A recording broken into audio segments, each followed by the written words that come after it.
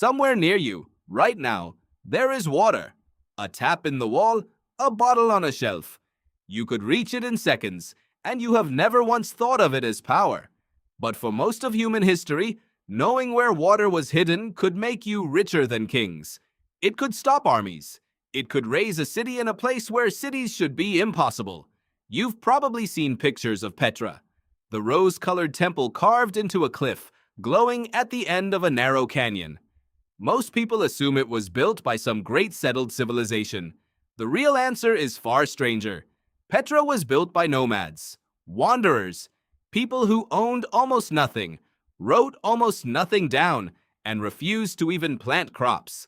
And somehow, these desert drifters ended up controlling the flow of the most valuable substances on Earth. So who were they? They called themselves the Nabatu. History remembers them as the Nabataeans, an Arab people who moved through the deserts between Arabia and the Mediterranean more than 2,000 years ago. They herded camels. They lived in tents. To the great powers around them, they looked like nobody. But the Nabataeans understood something that the empires of the ancient world kept forgetting. In a desert, you don't need to own the land.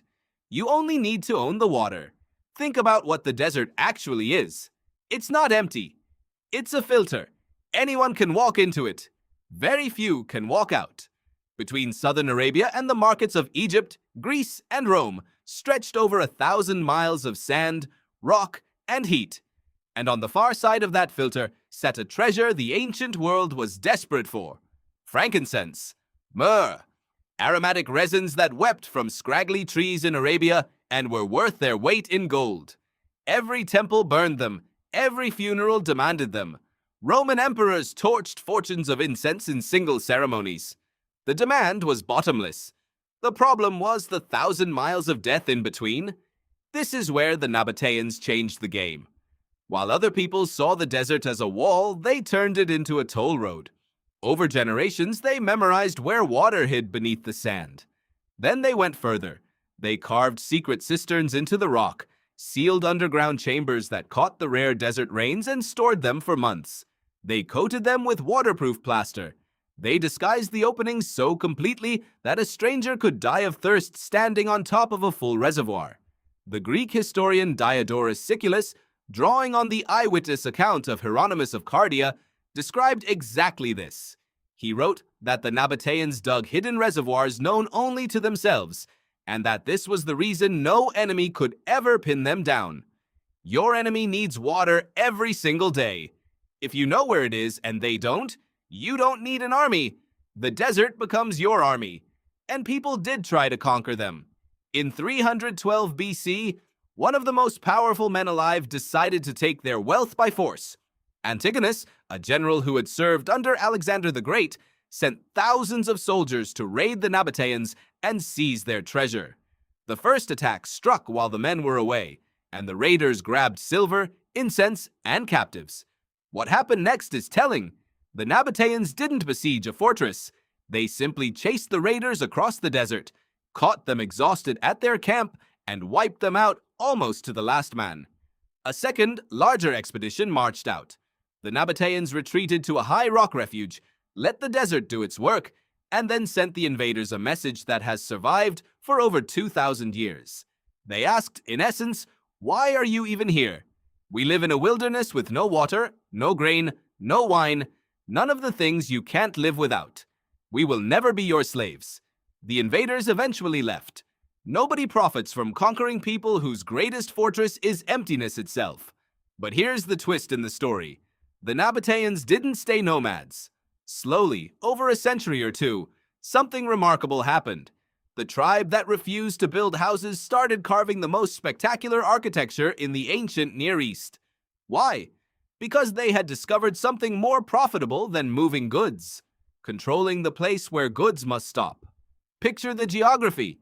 Camel caravans hauling incense north from Arabia had to rest, water their animals, pay protection, and trade. The Nabataeans made sure the best place to do all of that was theirs.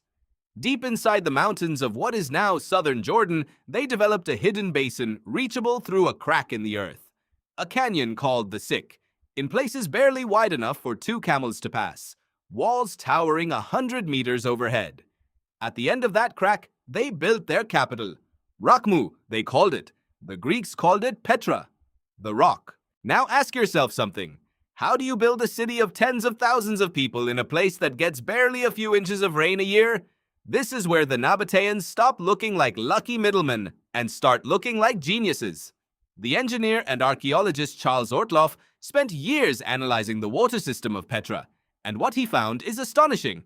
The Nabataeans built a network of channels, ceramic pipelines, dams, and reservoirs that captured water from springs and flash floods across the surrounding mountains. Ortloff's analysis showed that their pipes were angled at precise gradients, matching what modern hydraulic engineering would recommend to keep water flowing smoothly without leaking or bursting. They ran pipelines right through the walls of the Sikh itself. They built dams to tame the flash floods that could kill, redirecting deadly torrents into storage. By some estimates, the system could supply on the order of tens of thousands of liters of water every day. In the middle of a desert, the Nabataeans created a city with fountains, gardens, a swimming pool, not because they needed one, because nothing says power like wasting water in a wasteland. And the caravans came. Petra became the checkpoint of the ancient world. The geographer Strabo, writing around the time of the Roman Empire's birth, described Petra as a cosmopolitan hub filled with Romans and other foreigners, and noted how unusually well-governed it was.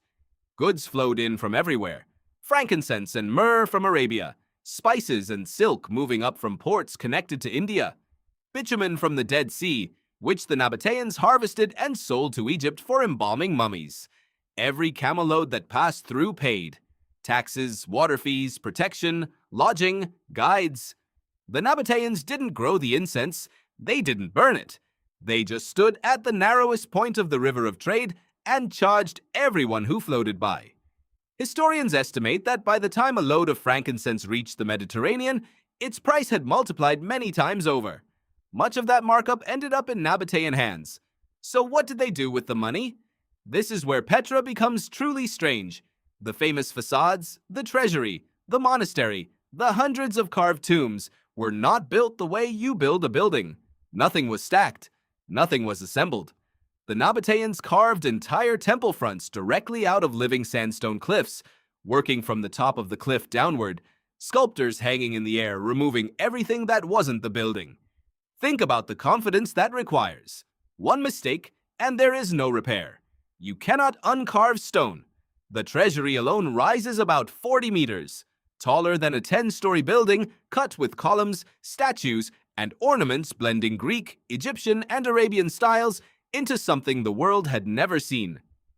A people with no ancient tradition of monumental architecture simply hired the ideas of every civilization they traded with, then outbuilt them all in solid rock. And here's the detail almost everyone misses. Most of those grand facades are tombs. The living city of Petra, the markets, the houses, the crowds, was mostly ordinary buildings and tents spread through the valley, and most of it is gone. What survives is the city of the dead, carved to last forever. The nomads who once refused to build houses ended up building eternal ones. But no choke point stays valuable forever. In 106 AD, Rome absorbed the Nabataean kingdom, apparently without a major war, folding it into a new province called Arabia. Trade routes began shifting. Sailors had learned to ride the monsoon winds, moving Arabian and Indian goods by sea, and ships don't pay camel tolls. New land routes favored Palmyra in the north. Petra's traffic thinned.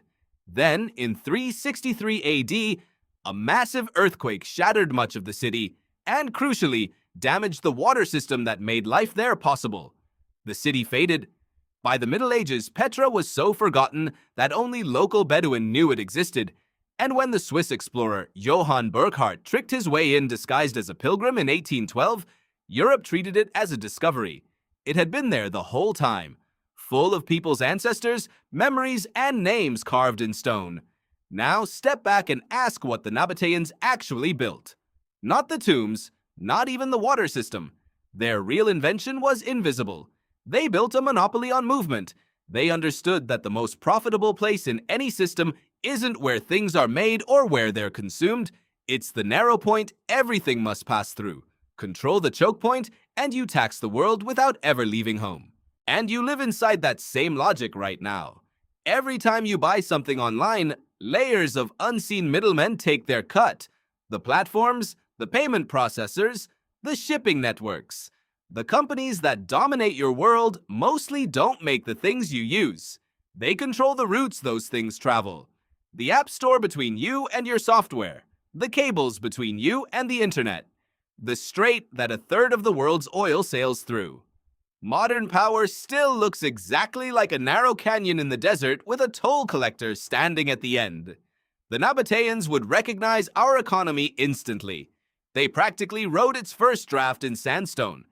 There's one more lesson buried in Petra, and it's quieter. The Nabataeans thrived as long as they controlled something scarce that everyone needed. The moment the world found another way around them, the wind, the sea, a different road, their city of miracles began to empty. No fortress is permanent if it only guards a route. Ask yourself, what do the powers of today actually control? And what happens on the day someone finds a way around them? So tonight or tomorrow, you'll reach for water without thinking. A tap, a bottle, seconds away. 2,000 years ago, in one of the harshest deserts on Earth, a tribe of wanderers looked at that same simple thing, water, and saw what nobody else could see. Not a drink, a weapon, a treasury, a city glowing rose red in the rock. You were told Petra was carved from stone. It wasn't. It was carved from thirst.